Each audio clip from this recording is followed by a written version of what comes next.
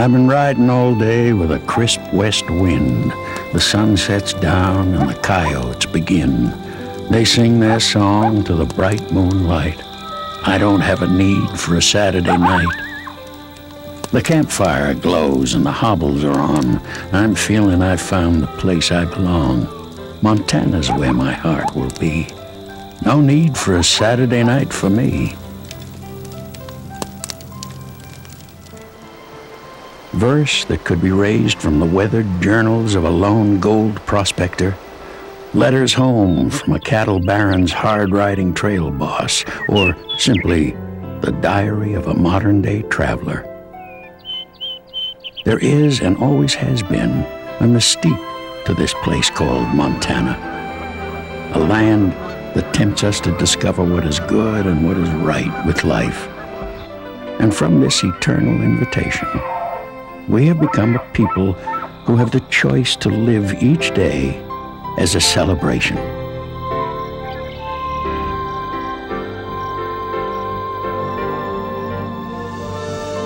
Here's to the first one here, Bob. Men who broke the trail, for the tenderfoot and booster who came to the country by rail.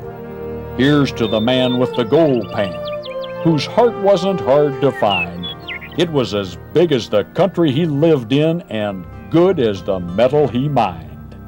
Excerpt from Sentiments of Your Friend, Charles M. Russell, 1911. It was a soft, mystical metal, the color of sunlight, and it drew dreamers to this land like moths to flame. In 1858, James and Granville Stewart made the first officially recorded discovery of gold in Montana, at Gold Creek. Then a sizable deposit was discovered near present-day Bannock on Grasshopper Creek. The rush was on. River steamers churned up the Missouri and the Yellowstone in pursuit of gold. It was said mining claims were issued out of the Bannock Land Office as fast as they could be written. In 1863, gold was discovered in Alder Gulch. In 1 year, the population of a newly founded camp, Virginia City, swelled to 10,000. The fundamental perception of life in this new land was abundance. What a lusty, high-hearted time it was.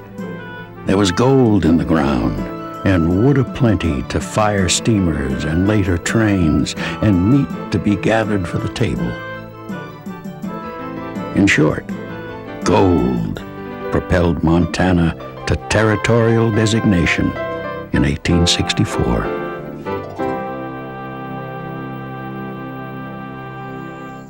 Bannock. It is a ghost town, a Montana state park, a place of echoes and whispered memories.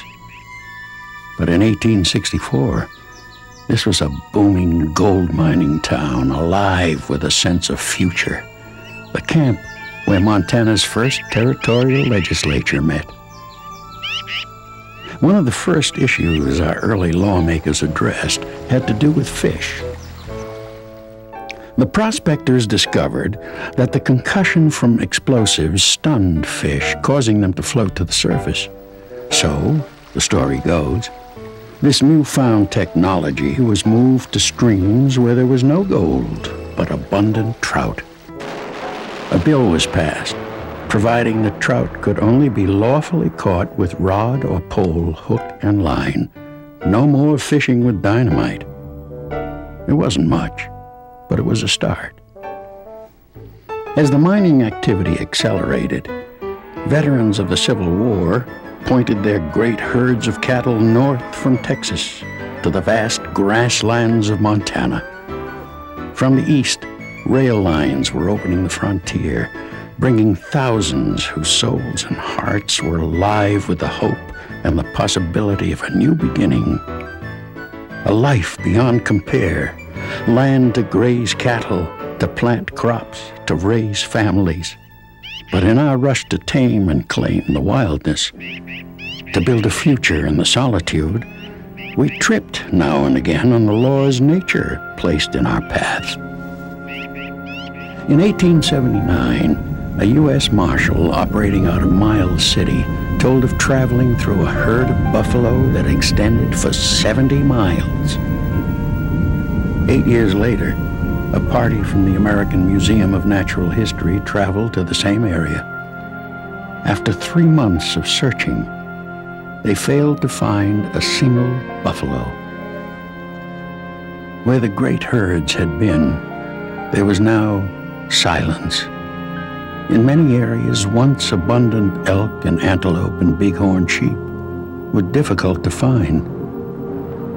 And on the horizon, a reality of life in Montana was about to rein in the ambition of an entire generation. Behold a pale horse, Mike Logan. And I looked, and behold a pale horse, and his name that sat on him was Death, and hell followed with him. Revelations 6:8. Montana, 1886. A pale horse first appears, white shadow on a drought-struck range, the coldest fall in years.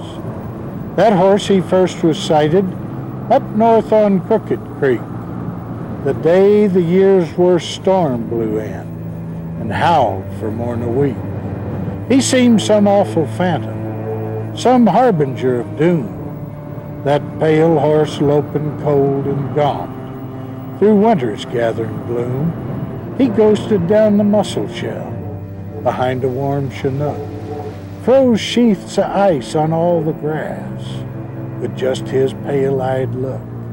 The hell that followed with that horse was in the eyes of men who'd rolled the dice with nature and seen their life's dreams end. They called it the hard winter.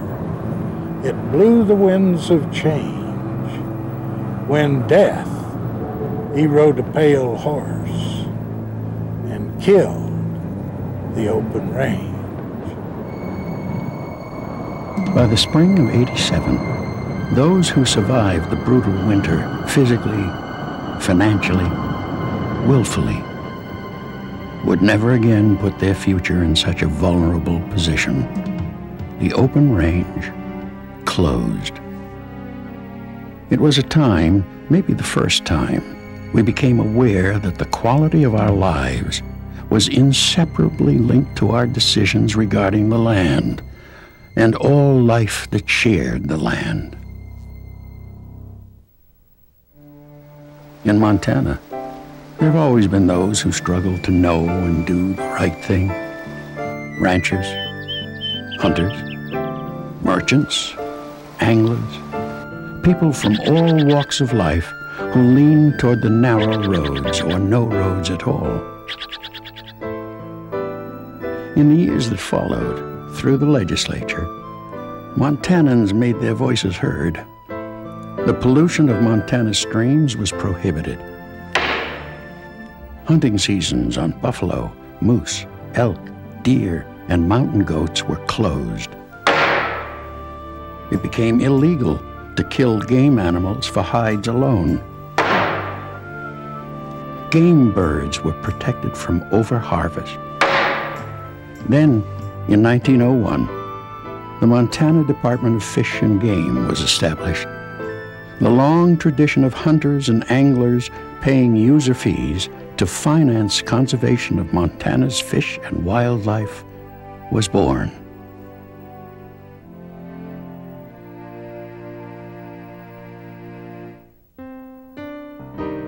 Montanans could see that their wildlife was in peril, so it seemed reasonable to eliminate all causes of that peril. Predatory animals had long been a quarry of the market hunter. Between 1875 and 1877 alone, 90,000 wolfskins were shipped out of Fort Benton. But now, war was declared on wolves and mountain lions, the coyote and the fox. Trappers were hired.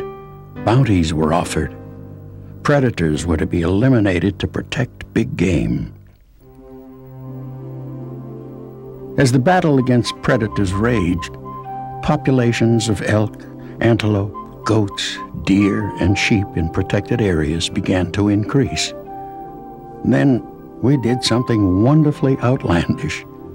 We transplanted animals from high population areas to places where populations had been depleted.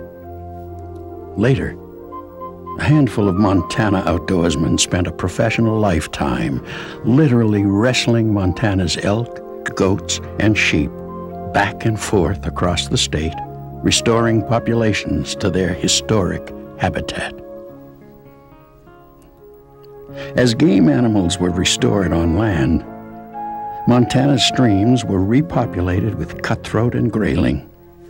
Rainbow, brown, and brook trout were introduced. At first, fish were moved from hatcheries to streams by horseback, by rail, then by distribution trucks.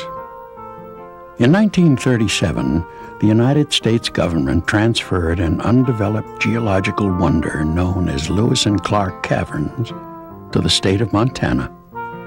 Soon, members of a federal work program known as the Civilian Conservation Corps began cleaning up the cavern, trapping rats, chiseling hundreds of stairs, blasting a new entrance, and installing electrical lights. Montana's first state park was dedicated the first Sunday of May, 1941. The Treasure State was moving from a hit-or-miss land of dreams to a place to call home, establish a culture, create a sense of community. Patterns, Sandy Seaton. The mountains hold the promise of a bright Montana spring. The wagon train has found a place to rest. The farmers and the merchants and the preachers and the kids are spellbound by the glory of the West. The newlyweds and mothers and the old guides' weathered lips all whisper silent proffered words of prayer, for they finally reached Montana, and they plan to build a town where neighbors across the country come to share. By summertime, the blistering sun has parched the yellowed grass. The newborn town is striving hard to grow. The family's built a schoolhouse, and they've even raised a church. And bars and stores and stables start to show. Homesteads dot the prairies. As the land is staked and claimed, villages spring up to bridge the gap. Some are named for landmarks, others for a friend. Communities of spirit on the map. Autumn leaves start falling, and the nights are bright with frost. The growing season's had its final run. Quickly now, bring in the crops and drive the livestock home. The race is on against the fading sun. Communities are just as strong as people in their dreams. The lights of town grow hazy in the snow. And sometimes when the winter winds howl loudest from the north, the weaker ones are forced to let it go. Now among the emptiness, I hear the ring of time. The folks who built Montana, all are gone. But there's patterns in the seasons, and there's patterns in our lives. And deep in us, those pioneers live on. As more and more people moved to Montana, pressure on fish and wildlife habitat became increasingly severe. The struggle to balance the needs of wildlife with an increasing human population had begun. As early as 1911, a game preserve had been established at Snow Creek in eastern Montana. Others followed. By 1935, we had created 46 state game preserves, sanctuaries where wildlife could live as nature intended. Then, at Judith River in 1938, using hunting license dollars, came the first of several often controversial acquisitions of private land into state ownership for the primary purpose of wildlife winter range. Little by little, by trial and error, the fish and wildlife populations of Montana were brought back as a vital component to the Montana way of life. It became clear there were uniquely Montana resources. Montanans would not compromise. We began to make decisions that separated our way of looking at the land and ultimately our way of life from any other part of the country. The Montana legislature passed the nation's first stream protection law in 1963. The Yellowstone, Wally McRae. Millions of buffalo curried her flanks as she shed winter's ice in the spring. In the smoke of 10,000 campfires, she heard drumbeats and war dances ring. On the crest of her bosom, she sped Captain Clark and Sacagawea as well. She bisected the prairie, the plains, and the mountains from her birthplace in John Colder's hell. To the traveler she whispered, "Come follow me," with a wink and a toss of her head. And she tempted the trapper, gold miner, and gambler to lie down by her sinuous bed. "Safe passage," she murmured provocatively, "safe passage, and riches as well." She smiled through the thread of Custer's blue line, followed her trails, and then fell. She carved out the grade for the railroads, took settlers to their new home, watered their stock, watered the fields, and let them grow crops on her loam. Her banks were the goal of the trail herds. Her grass was the prize that they sought, till the blizzards of '86 and '87 nearly killed off the whole lot. Don't boss her, don't cross her, and let her run free. And damn you, don't damn her at all. She's a wild old girl. Let her looks not deceive you, but we love her in spite of it all. Of all the efforts to preserve the wild, natural land and life forms of Montana, none compare with the accomplishments along the Rocky Mountain front. Here, where the vast rolling plains collide with the massive stone shoulders of the Rocky Mountains, one of the last and largest wild places in America casts its unforgettable spell. It reaches from Montana's Blackfoot River in the south, more than 200 roadless miles into Glacier National Park and on to the Canadian border.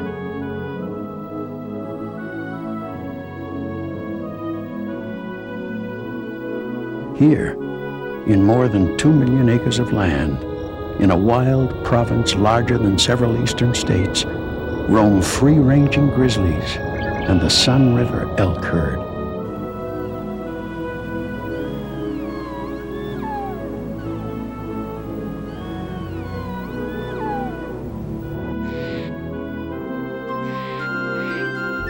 Conservation work on the Rocky Mountain front has not been easy. It is a long and often passionate debate between those who compute the economic value of timber and oil, mineral and metal, against others who calculate the long-term value of the landscapes, of lifescapes. Values that can only be measured in the coin of the spirit.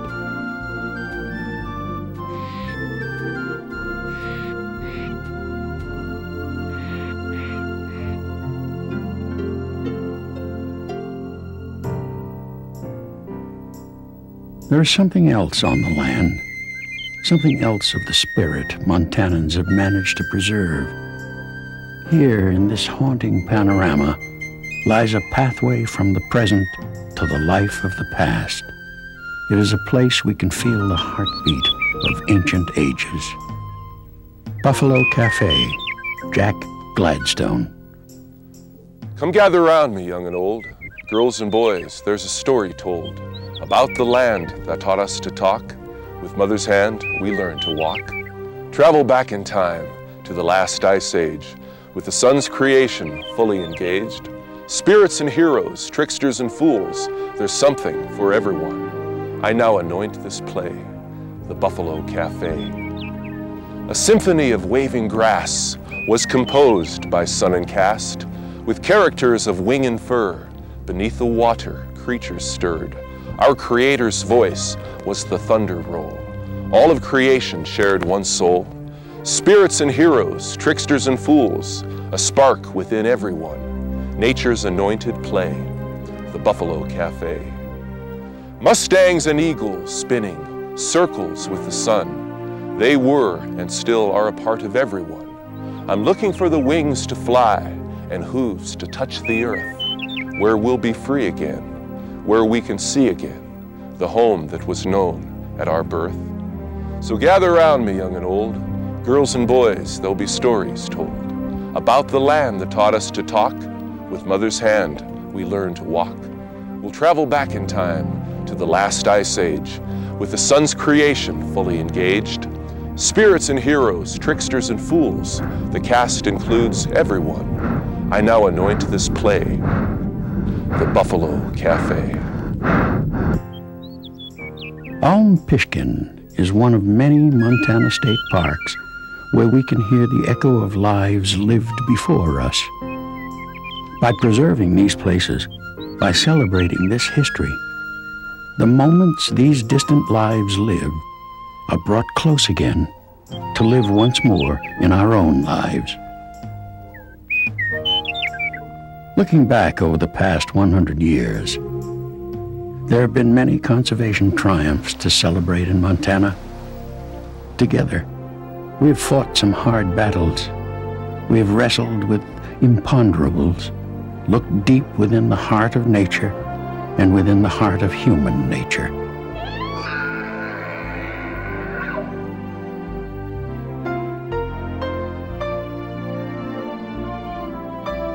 By and large, we've held our own, and we have created a way of life many wish to inhabit. In a sense, history is repeating itself. By the thousands, homesteaders of the new age are flooding into Montana. But this time, they're not coming for gold or free land or to make a fortune. They are coming for a way of life. And the irony is this: once again, by pursuing the dream itself is in peril. A lady called Montana, Rob Quist. Montana, she's been called a lady when we sing her praise. And if you fail to see the logic, well then, let me count the ways. Her hair is of a reddish gold at evening sunset's light, and I've always thought her mountains looked especially good in white. Her gown is luscious green when she attends the springtime ball. She fancies orange and gold at harvest moon in the fall.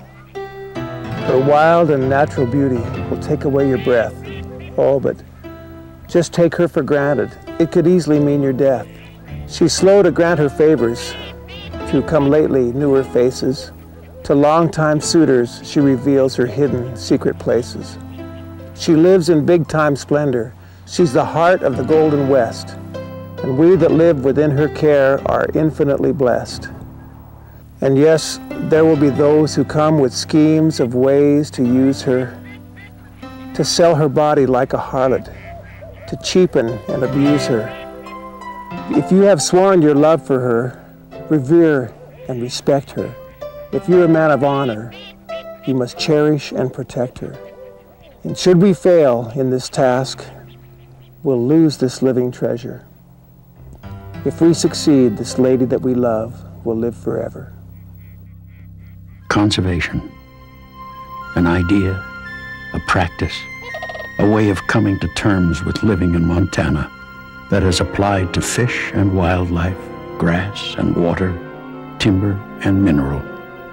Tangible forms from which we can see a response and we can measure the results of our effort. Now, a new concept of conservation has begun as we continue to try and understand our lives in this place. An idea as challenging, as difficult as any we have ever attempted. To conserve the Montana experience. Our history has taught us that there is a balance. How we will come to terms with the care of our personal expectations remains in question. But it is a major victory to be recognizing the need to begin making an attempt. Grace, Paul Zaziski. In the soft low light up high, where love has always thrived and will forever yearn for the colorful hover, a brush stroke of words out of the west. We still want free life. We still want fresh air. And as millenniums meander by like birthdays to the earth, what thrill, Montana, wild with her four-legged folk, still brings us on our daily jaunt across the land, our daily poem, our prayer.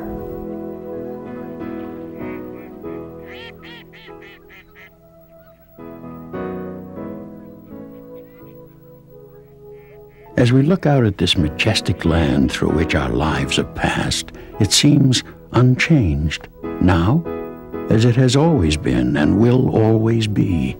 But it is not. The land, its life forms, and our way of life are terribly vulnerable, subject to scars and bruises as deep and dark as anything flesh endures. That Montana remains blessed is due to a century of hard toil and hard choices.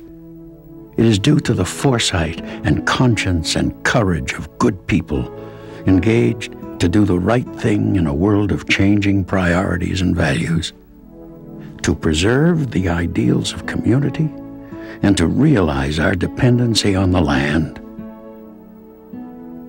to live each day as a celebration of life. That is our legacy. That is our hope for the future.